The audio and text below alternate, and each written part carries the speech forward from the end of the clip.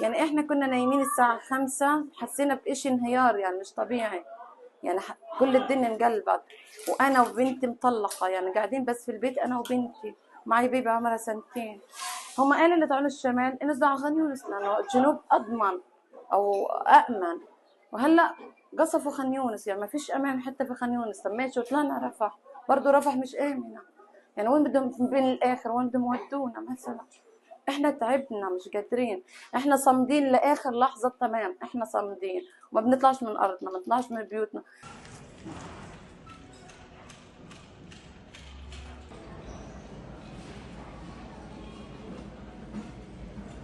يعني بص شوفي عنا اهو، تصور شوفي عنا ما لا في مقاومه ولا في حماس ولا في اشي. يعني كلنا الستات في البيت، ما في عنا اي اشي. وين نروح؟ شو نعمل في حياتنا؟ تعبنا يعني لحد هنا بكفي.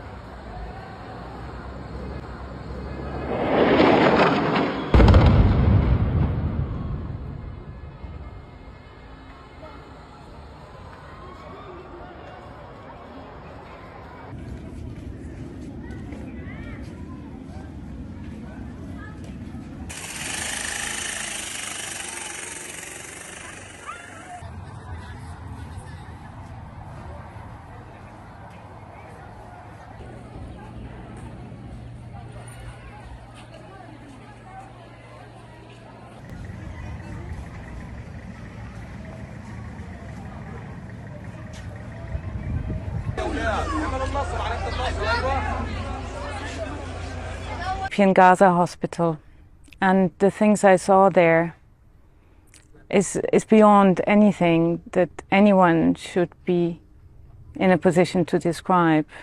What shocked me the most were the children with atrocious injuries and at the same time having lost their parents with no one looking after them.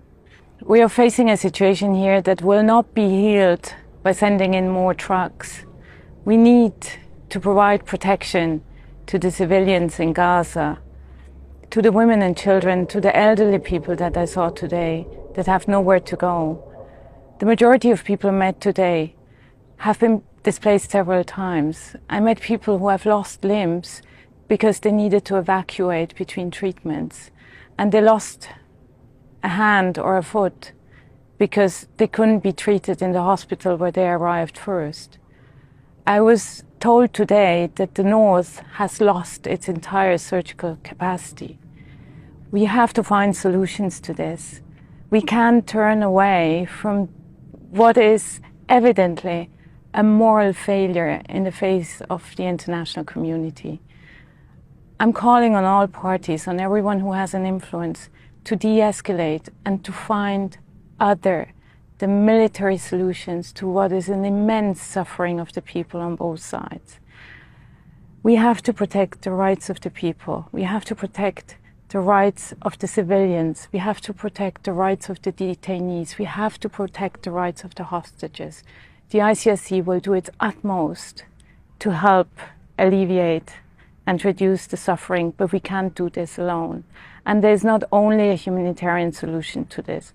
There must be a political one. The situation is getting worse by the hour. I mean, like there's intensified bombing going on all around, including here in the southern areas, Khan Yunis, and even in Rafah.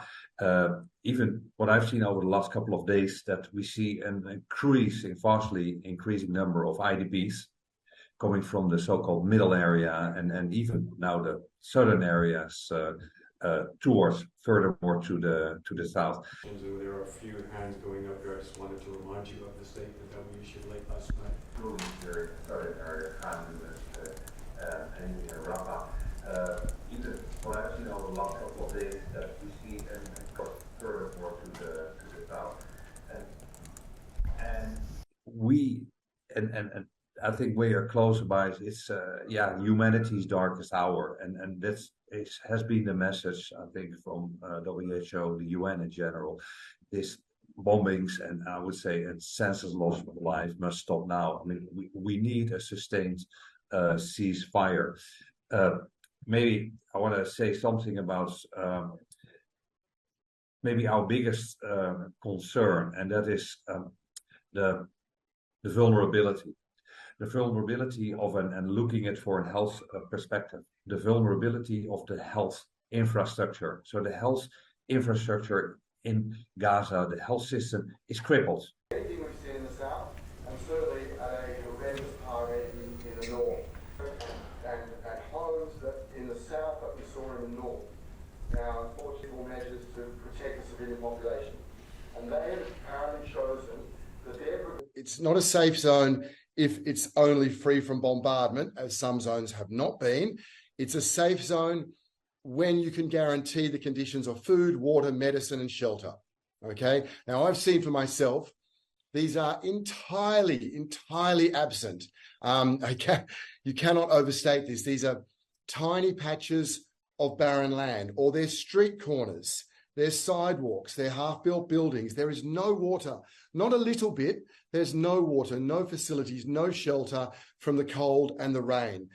When the place you evacuate people to must have sufficient resources to state nor humanitarian when unilaterally declared. And let's look at where we are. So we have the perfect storm for disease outbreak. Remembering, of course, in this specific case, of Gaza, Israel is the occupying power. It's they who have to provide food, water, medicine.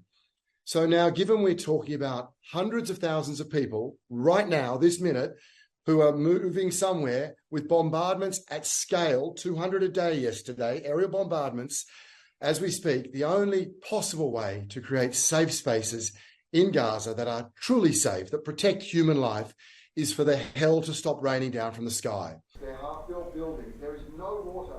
Not a little bit. There's no water. No. Now remove those people and put them in one of the places I mentioned. Only a ceasefire is going to save the children of Gaza right now. So to be clear, in the current context of the so-called safe zones, they are not scientific, they are not rational, they are not possible. And I think the authorities are aware of this. I think it's callous, I think it's cold, and I think it reinforces the indifference towards children and women in Gaza.